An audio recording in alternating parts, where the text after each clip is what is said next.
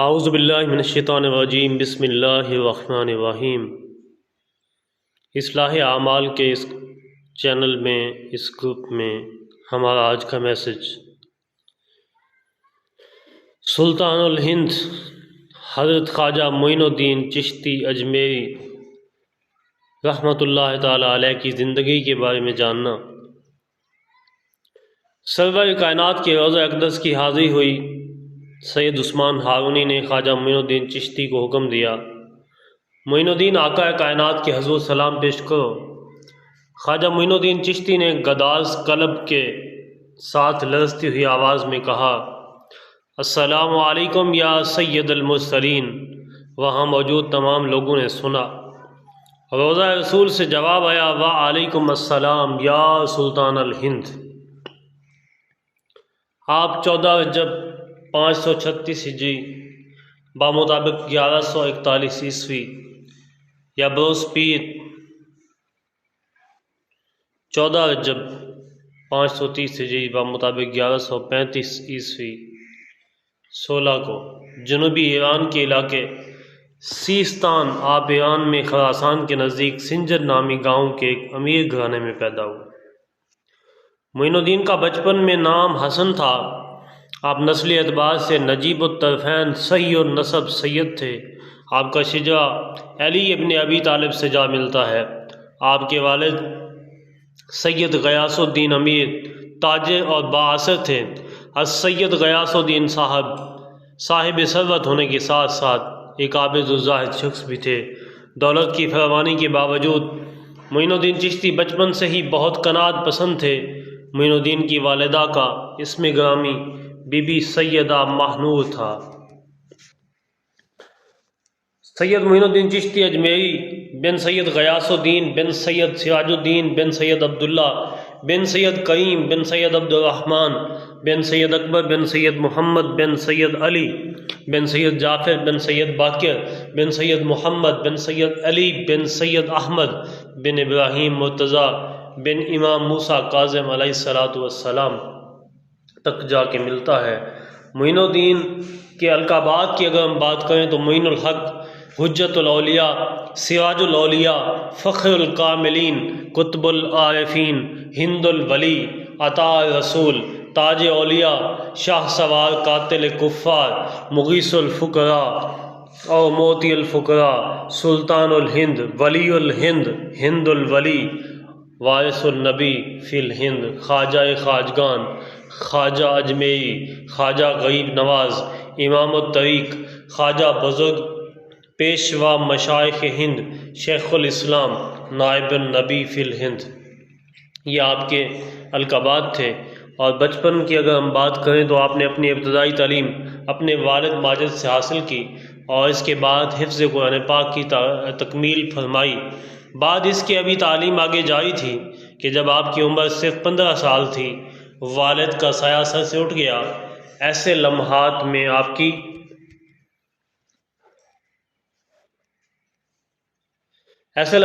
کی والدہ سیدہ be be نور نے بڑی استقامت کا ثبوت دیا اور بڑے حوصلے کے ساتھ بیٹے کو سمجھایا اور کہا،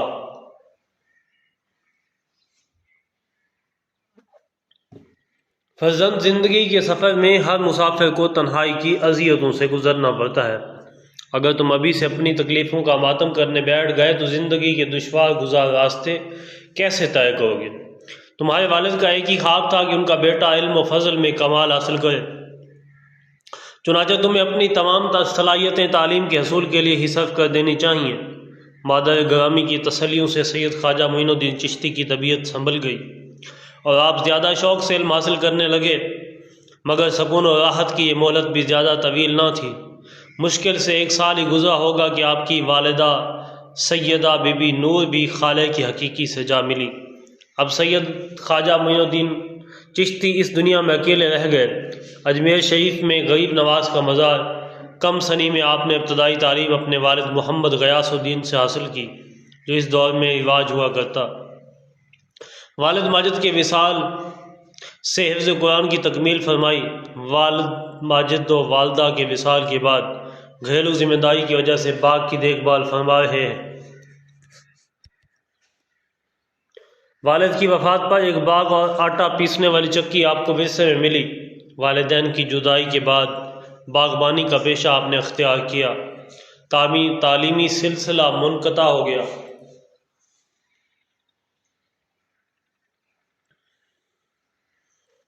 آپ کو اس کا بڑا افسوس تھا، لیکن یہ ایک ایسی فطری مجبوری تھی جس کا بظاہر کوئی علاج نہ تھا۔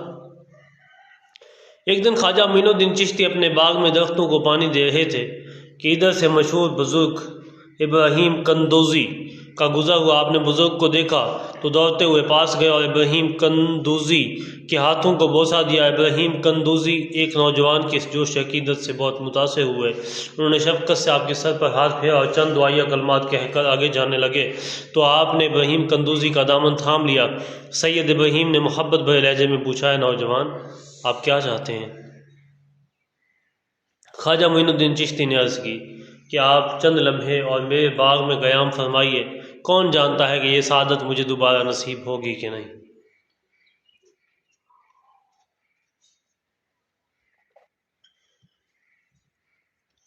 آپ کا لہجہ اس قدر عقیدت مندانہ تھا کہ ابراہیم قندوزی سے انکار نہ ہو سکا اور آپ باغ میں بیٹھ گئے۔ پھر چند لمحوں بعد انگوروں سے بھرے ہوئے 2 طباق معین الدین چشتی نے ابراہیم قندوزی کے سامنے رکھ دیے اور خود دست بدستہ کھڑے ہو گئے۔ ابراہیم قندوزی نے اپنے پیرہن میں ہاتھ ڈال کر جیب سے روٹی کا خشک ٹکڑا نکال کر معین الدین کی طرف بڑھایا اور فرمایا، وہ تیری مہمان نوازی تھی، یہ فقیر کی دعوت ہے۔ اس کے بعد نے وہ باغ فروخت فرما کر اس کی رقم کو غربا و مساکین میں تقسیم فرما دیا۔ مزید رسول دین کی خاطر سفر کیا اور اپنے جائے ولادت کو خیر آباد کہہ دیا۔ اگر ہم علوم کی بات کریں تو بعد ازاں آپ نے سب کچھ اللہ کی راہ میں لٹانے کے بعد تحصیل علم کے لیے خراسان کو خیر آباد کہہ دیا اور آپ نے سمرقند بخارا کا رخ کیا، جو اس وقت علوم و فنون کے اہم مراکز تصور کیے جاتے تھے۔ یہاں پہلے آپ نے قرآن پاک حفظ کیا، پھر تفسیر، فقہ، حدیث اور دوسرے علوم ظاہری میں مہارت حاصل کی۔ علوم باطنی کی اگر ہم بات کریں تو علوم ظاہری کی تکمیل کے بعد آپ نے مرشد کامل کی تلاش میں عراق کا رخ کیا۔ اپنے زمانے کے مشہور بزرگ خواجہ عثمان ہارونی کی خدمت میں آئے۔ خواجہ معین الدین چشتی اپنے مرشد کی خدمت میں تقریباً 2.5 سال رہے۔ آپ پیر مرشد کی خدمت کے لیے ساری رات جاگتے رہتے کہ مرشد کو کسی چیز کی ضرورت نہ پڑ جائے۔ سرور کائنات کے روضہ اقدس کی حاضری ہوئی۔ سید عثمان ہارونی نے خواجہ معین الدین چشتی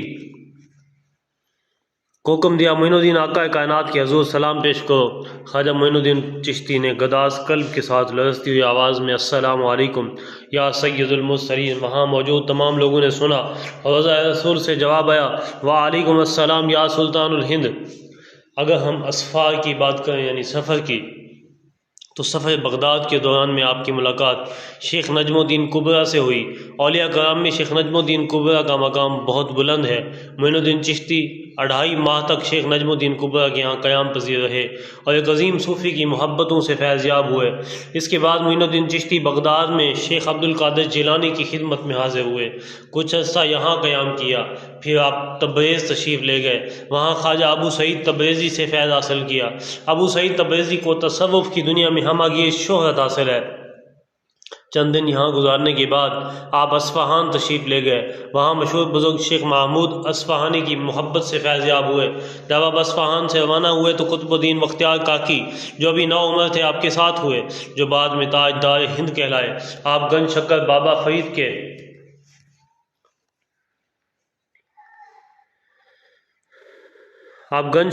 فرید کے مرشد اور نظام الدین اولیاء کے دادا مرشد ہیں۔ بہرکیف معین الدین چشتی اصفہان سے خرقان تشریف لے آئے، یہاں آپ نے 2 سال واعظ فرمایا اور ہزاروں انسانوں کو راہ راست پر لائے۔ پھر ایران کے شہر استر آباد تشریف لے آئے۔ ان دنوں وہاں ایک مرد کامل سید شیخ ناصر الدین قیام پذیر تھے، جن کا 2 واسطوں سے سلسلہ بایزید بستامی رحمۃ اللہ علیہ سے جا ملتا ہے۔ چند بار یہاں سید شیخ ناصر الدین سے روحانی فیض حاصل کیا، پھر ہرات کا قصد کیا۔ یہ شہر ایرانی سرحد کے قریب افغانستان میں واقع ہے۔ یہاں خواجہ عبداللہ انصاری کے مزار پر آپ کا قیام تھا۔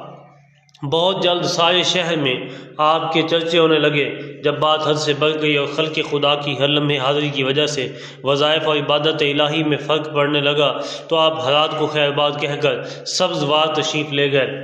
دعوت و تبلیغ کے سلسلہ چشتیہ ہندوستان میں آپ ہی سے پھیلا اور ہندوستان میں 90 لاکھ آدمی آپ کے ہاتھ پر اسلام لائے۔